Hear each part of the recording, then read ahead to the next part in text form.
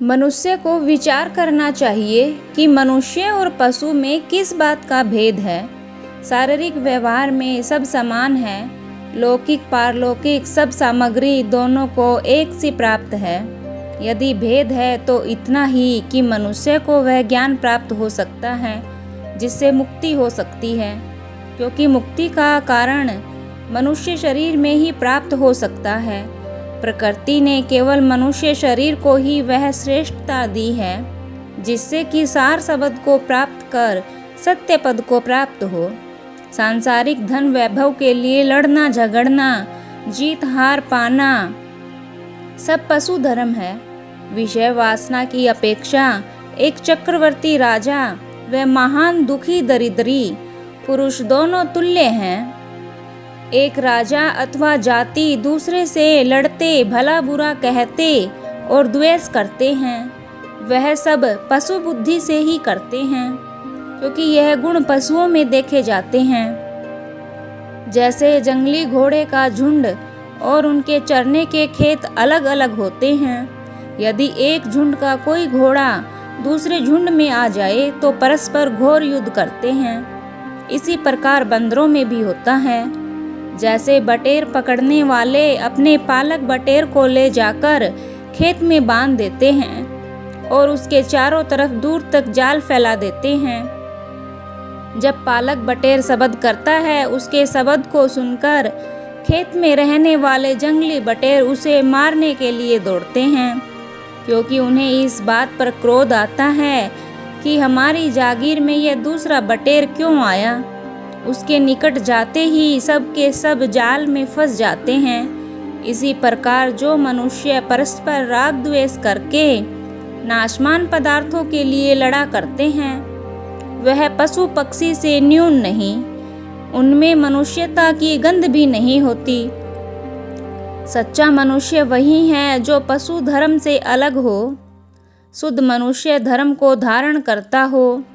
जिस प्रकार चिड़ी मार पक्षियों को पकड़कर मार खाता है, उसी प्रकार काल पुरुष सब जीवों को विषय वासना में फंसाकर मार डालता है। संसार में जितने धर्म प्रचलित हैं, सबके नियामक ब्रह्मा विष्णु और महेश यही तीन देव हैं। कोई किसी धर्म को क्यों न ग्रहण करे, इन तीनों देवों के शासन से बहिर्गत नहीं हो सकता। यह तीनों देव परस्पर ऐसे मिले हुए हैं कि मनुष्य धोखे में पड़कर अज्ञानता में पड़ा हुआ अपने अपने धर्म को श्रेष्ठ समझता है। वैष्णव शिव की और शैव विष्णु की सदा निंदा किया करते हैं। ग्रंथों में भी यही विरोध लिखा है, जिनको पढ़कर मिथ्या पक्षपात में पड़ा हुआ मूर्ख सर्वनाश को प्राप्त करता है। ब्रह्मा की पूजा तो कहीं होती ही नहीं है। काल पुरुष सबकी बुद्धियों पर अधिकृत हो इस प्रकार शासन करता है कि सर्वधर्म वाले परस्पर विरोध में पद राग द्वेष में ही अपना जीवन व्यतीत करते हैं। किसी उपाय से भी सत्य पुरुष की भक्ति की ओर नहीं लगते। जब कोई सत्य भक्ति की ओर लगता है, तब काल पुरुष नाना प्रकार की युक्ति उपायों द्वारा उसमें विघ्न डालता है, क्योंकि काल पुरुष भय में रहता है कि कोई मेरे शासन से बाहर ना जावे। धोखे और छल से मनुष्यों को अपने जाल में फंसा रखा है।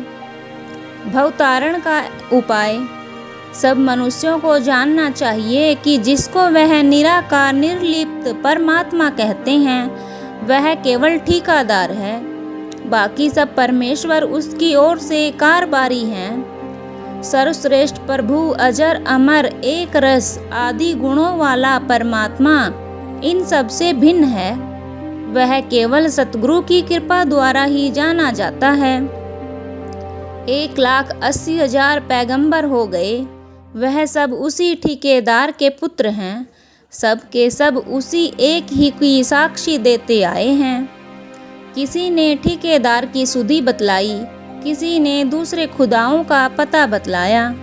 सत्य पुरुष के जितने पुत्र हैं, सब में काल पुरुष महान बलिष्ठ हैं। उसने अपने तप और भक्ति के बल से तीनों लोकों की ठेकेदारी प्राप्त की। 70 असंख्य युग तक ठेकेदारी करके फिर चला जाएगा। दूसरे ईश्वर भी लय हो जाएंगे।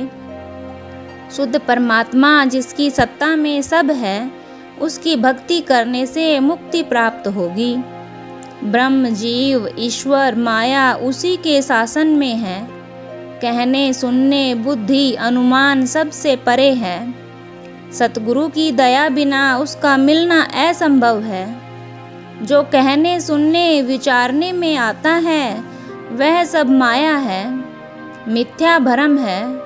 धन्य है वह पुरुष जो सच्चे परमात्मा को ढूंढता है, उसकी भक्ति का अनुरागी तथा प्रेमी होकर अपना सब उसके ऊपर निछावर करता है।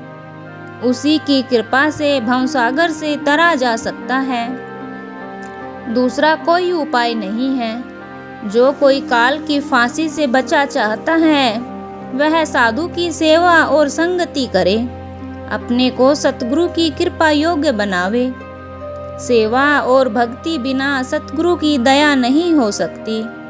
इस कारण सतगुरु के दर्शन को, साधु के मिलने को, संगत को जब जाना हो, तब कुछ न कुछ भेंट ले जाना चाहिए। द्रव्य, नाज, वस्त्र अथवा कोई दूसरा पदार्थ अवश्य कुछ न कुछ लेकर ही साधु के दर्शन को जाना चाहिए। रीते हाथ जाना उचित नहीं। यदि दरिद्र है तो 4 दातन अथवा फल ही लेकर जावे। संत सेवा का सदा ध्यान रखे। संतों में किसी प्रकार की भेद दृष्टि न करे, तभी संत और गुरु की दया का पात्र हो सकता है। खाली हाथ जाकर केवल सतगुरु से बक बक करके व्यर्थ समय नष्ट करता है, सेवा नहीं करता, वह नारकी है। जब से संतों का अभाव हुआ, तब से गृहस्थों से दान पुण्य और उदारता नष्ट हो गई। वर्तमान काल के लोगों की बुद्धि ऐसी स्थूल हो रही है कि समझाने पर भी नहीं समझते। सब अपने हानि लाभ से अज्ञात हैं। जो मन कहता है उसी के ऊपर चलकर अपना सर्वनाश करते हैं। ईश्वर का भय और धर्म अनुराग का तो नाम ही बाकी नहीं रहा। वर्तमान भारतवासी अंग्रेजी शिक्षा पाकर भक्ति और धर्म श्रद्धा से ऐसे ही हो गए कि साधु संतों तथा धार्मिक के सज्जनों को देखकर नमस्कार तक नहीं करते। कोट सूट बूट के अभिमान में ऐसे घमंड से चलते हैं मानो आज ही विलायत से आए हैं। जो लोग धर्मादा में विद्या पढ़ते हैं, सरकार शिक्षकों को वेतन देती है, मुफ्त में विद्या प्रदान करती है। ऐसी गुरु भक्ति और सेवाहीन विद्या प्राप्त करने वाले गुरु की प्रतिष्ठा और सेवा भक्ति कब कर सकते हैं? यदि भारतवासी अपनी सुखमय अवस्था को प्राप्त करना चाहते हैं, तो उचित है कि प्रत्येक पिता को अपने बच्चों को पहले धर्म की शिक्षा दे। गुरु, साधु, संत और श्रेष्ठों की सेवा भक्ति सिखलावे, पीछे दूसरी लौकिक और पारलौकिक विद्या सिखलावे।